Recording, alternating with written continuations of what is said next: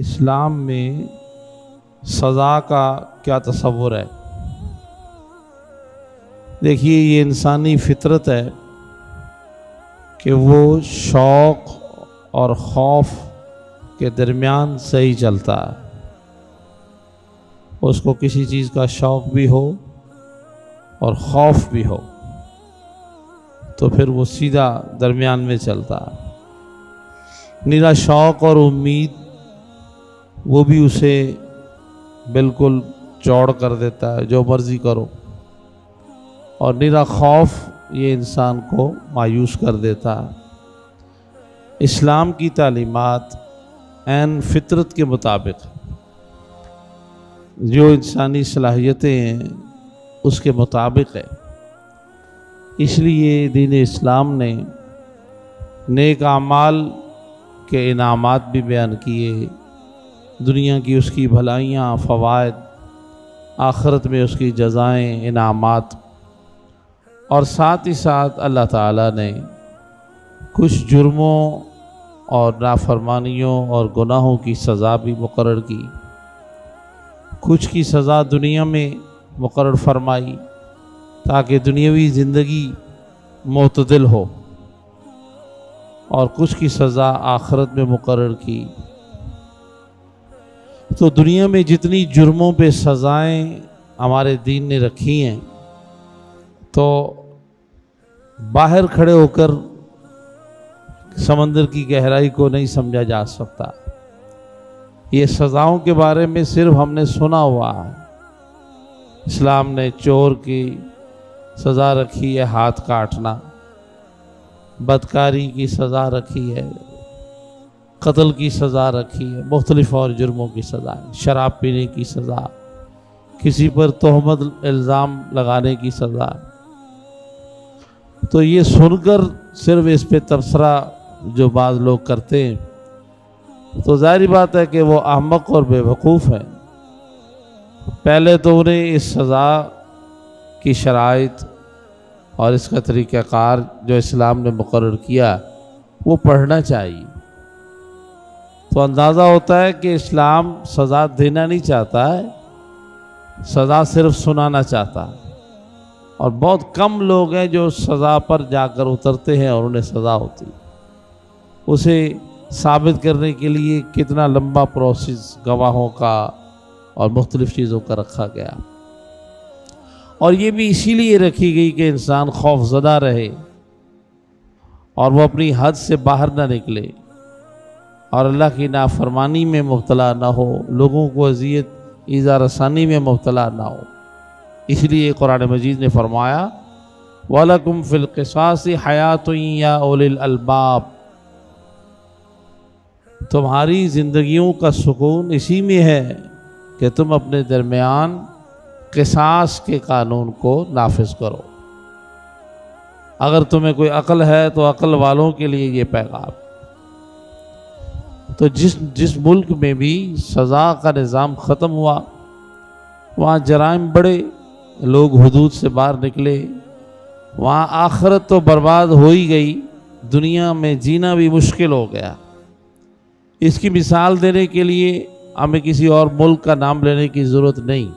हमारे अपने मुल्क में क्या आलम, लिखे हुए कानून दीमक चाट रही है और उसका नफाज आप देख रहे हैं कि कहीं नज़र नहीं आता। तो उसका नतीजा यही निकलता है कि कातिल और कातिल बनता है, डाकू और डाकू बनता है, जालिम और जालिम। तो ज़िंदगी गुजारना मुश्किल होती जा रही। इस्लामी निज़ाम तभी मुकम्मल होता है जब जन्नत की खुशखबरियों के साथ जुर्मों पर जो सज़ा का अल्लाह का हुक्म है वो भी दिया जाए। और यही तो यहूद व नसारा नाफिज नहीं होने देते और मुख्तलिफ़ अंदाज से वो पाबंदियाँ लगाते हैं। बहरहाल इस्लाम का जो सज़ा का तसव्वुर है वो इंसानी ज़िंदगी को मोतदिल करने और हुदूद के अंदर रखने के लिए, और ये अक्ल के ऐन मुताबिक है। आप भी अपने बच्चों को मुख्तलिफ़ चीज़ों से रोकते हैं, अगर आप नहीं रोकेंगे तो वो आपकी हद से भी बाहर निकलेंगे। और उन्हें मुख्तलिफ मौक़ों पर जो अक्लमंद माँ बाप हैं हल्की फुल्की सज़ा भी देते हैं ताकि वो आइंदा इस तरह का इर्तिकाब न करें और उनकी देखा देखी कोई और न करे। तो किसी को भी इस सज़ा के निज़ाम पर तो मुसलमान है तो सोचने का कोई इख्तियार नहीं है। अल्लाह ने यह निज़ाम दिया और समझने के लिए ये तालीमात काफ़ी हैं कि अल्लाह करीम जल्ल जलालहू व मनवालहू ने इस्लामी तमाम निज़ाम को ऐन फितरत के मुताबिक बनाया और अल्लाह के रसूल सल्लल्लाहु तआला अलैहि वसल्लम ने उसे नाफिज करके दिखाया। आप जानते हैं कि एक चोरी के इल्ज़ाम में एक औरत का हाथ काटने का रसूलुल्लाह ने हुक्म दिया तो उसके ख़ानदान वाले हुजूर के पास आए और कहा, या रसूल अल्लाह सल्लल्लाहु अलैहि वसल्लम, हमारी इस औरत ने एक बकरी चोरी की है तो हम 100 बकरियां उसके बदले देने के लिए तैयार हैं। रसूलुल्लाह सल्लल्लाहु अलैहि वसल्लम ने शाह फरमाया, फिर कहा अगर आप इस पे भी राज़ी नहीं हैं तो हम 200 बकरियां देने के लिए तैयार हैं। ये जिस औरत ने चोरी की थी वो भी मुसलमान थी और जो इस औरत के लिए ये 200 बकरियां देने के लिए तैयार हुए थे वो भी मुसलमान थे। अल्लाह के नबी सल्लल्लाहु तआला अलैहि वसल्लम ने उस मौके पर क्या फरमाया। अब अगर देखा जाए तो जिनकी एक बकरी गई है उनको अगर 200 बकरियां मिलें तो इसमें फ़ायदा ज़्यादा, उनका काम बनेगा, एक घर आबाद होगा, उनका कारोबार बढ़ेगा, उनकी माली, उस वक्त बकरियों की बड़ी कीमत थी, माली इमदाद थी। लेकिन इसका नतीजा क्या था कि फिर ये रिवाज रहता कि लोग चोरी करते और फंस जाते तो उसके बदले कुछ ले दे करते। मगर जनाब सय्यदना मुहम्मद रसूलुल्लाह सल्लल्लाहु तआला अलैहि वसल्लम ने वाज़े ऐलान फरमाया और बड़े जलाल में फरमाया कि अल्लाह ने हुक्म दिया है चोरी करने वाले मर्द औरत का हाथ काटा जाए तो मैं ये ज़रूर करूँगा। और ये बात याद रखो, तुम्हें इल्म नहीं है, तुम सिफारिश के लिए आए हो।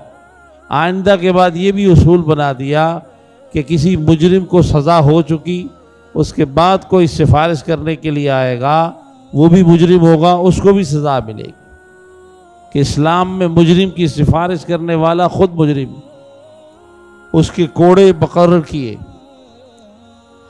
और इरशाद फरमाया कि सुन लो, अगर मैं मोहम्मद की बेटी फातिमा भी इस औरत की जगह ऐसे फेल का इर्तिकाब कर लेती तो मैं ज़रा रियायत ना करता, उसका भी हाथ काटता। ये बात रसूलुल्लाह सल्लल्लाहु अलैहि वसल्लम ने फरमाई एक मिसाल देने के लिए। जनाब सजीदा सलामुल्लाह ताला अलैहा तो इससे इंतहाई पाक व मुनज़्ज़ह है। लेकिन रसूलुल्लाह के खुलफा और आपके जानशीनों ने ये साबित करके दिखाया और अमल करके दिखाया। जनाब अमीरुल मोमिनीन हज़रत फ़ारूक़ आज़म रज़ी अल्लाह ताला अन्हु के बेटे ने, अबू शहमा उनका नाम, उनके ऊपर एक इल्ज़ाम लगा, बहतान लगा बदकारी का, और वो गवाहों से साबित हो गया। तो हज़रत उमर फ़ारूक ने अपने हाथ से कोड़े लगाए। आप रज़ी अल्लाह ताला अन्हु का रिश्ते में साला लगता है, बाज़ ने बहनोई का, उसको भी आपने अपने हाथों से सज़ा दी और रिश्तेदार होने की वजह से ज़रा कमी नहीं की। हत्ता के जो साहबजादे हैं वो तो कोड़े खाते खाते उसी में उनका इंतकाल हो गया और हज़रत उमर फ़ारूक ने बकिया कोड़े उनकी कब्र पर लगाए। लोगों ने कहा ये कब्र पे आपने कोड़े क्यों लगाए, ये तो कोई हुक्म नहीं है। तो कहा कि तारीख ये ना लिखे कि उमर ने अपने बेटे को 10 कोड़े कम लगाए थे, तारीख हमेशा यही लिखेगी कि जो बच गए थे वो कब्र पे लगाए थे। ये निज़ाम इस्लामी जब तक कायम रहा तो फिर वो शेर और बकरी एक घाट पर पानी पीते रहे और जुल्म व जफा का इख्तिताम हुआ। हुज़ूर सल्लल्लाहु अलैहि वसल्लम ने हमारे इस दौर के लिए भी पहले ही फरमा दिया, एक वक्त आएगा कि ज़मीन नाइंसाफ़ी, जुल्म और बदकारी से भर जाएगी। आप देख लें कि गली कूचा, घर घर, हर शख्स किसी न किसी तरह जालिम है। बुराई बदकारी हमारी गली कूचों में, मोहल्लों में आम होती जा रही। बल्कि अब तो हमारी जेब में होती है, जब चाहे निकाल के देख लो।